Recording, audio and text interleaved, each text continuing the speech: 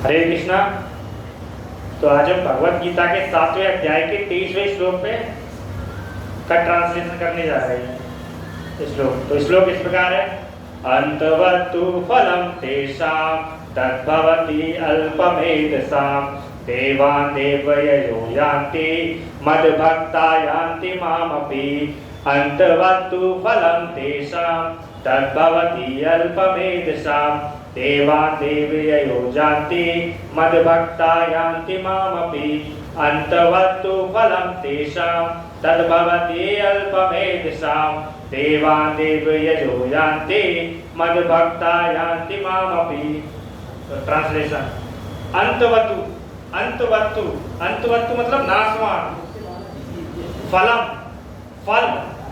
इससे पहले बता देते हैं कि ये जो श्लोक भगवान ने बोला है, इससे पहले भगवान देवताओं की भक्ति के बारे में चर्चा कर रहे हैं कि देवताओं की भक्ति कैसी होती है। उसी के क्रम में ये श्लोक आया है।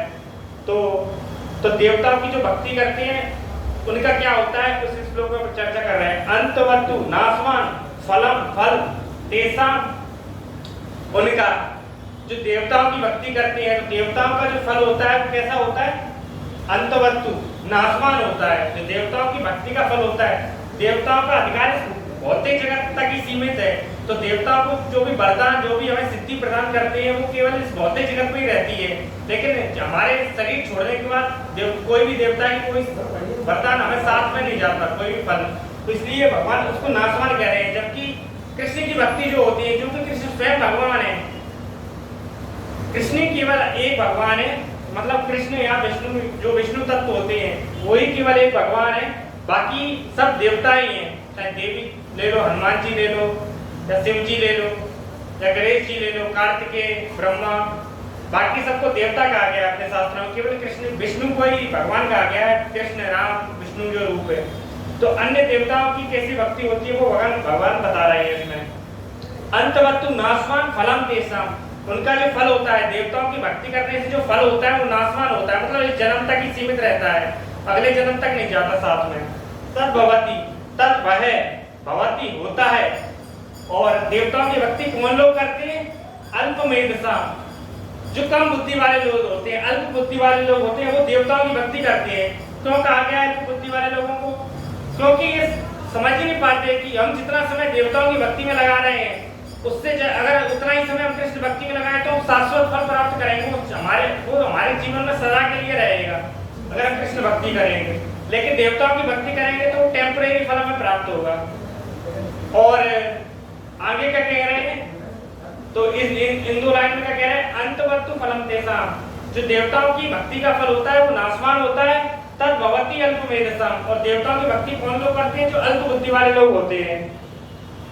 अगली लाइन में देवान देवयजो, देवान देवान मतलब देवताओं के पास, देवयजो देवयजो मतलब देवताओं की जो पूजा करते हैं, यान्ति जाते हैं। जो देवताओं की पूजा करते हैं वो देवताओं के पास जाते हैं।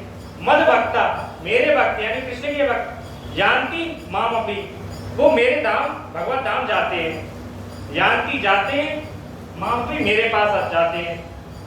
तो इसमें ये भगवान इन दो लाइन में भगवान एक और चीज बता रहे हैं कि सब के कौन से भी रास्ते से चल लो, हर जगह भगवान, हर रास्ता भगवान तक जाता है, ये बिल्कुल असत्य है। जो देवताओं की भक्ति करेंगे हम भगवान के पास नहीं जा सकते, हम वैकुंठ धाम या गोलोक वृंदावन नहीं जा सकते, हम देवताओं के लोक में जाएंगे। देवताओं की भक्ति करने से हम भगवत धाम नहीं पहुंच जाएंगे। भगवान की भक्ति करेंगे जब तक हम भगवत धाम जा पाएंगे। जैसा कि हमारे समाज में प्रचलित है कि देवताओं की कोई भी मार्ग से कोई भी मार्ग कर लो तो अंत में सब एक सारे मार्ग एक ही जगह जाते हैं। तो इसमें भगवान स्वयं गलत बता रहे हैं उसको। तो पूरे का क्या हो गया?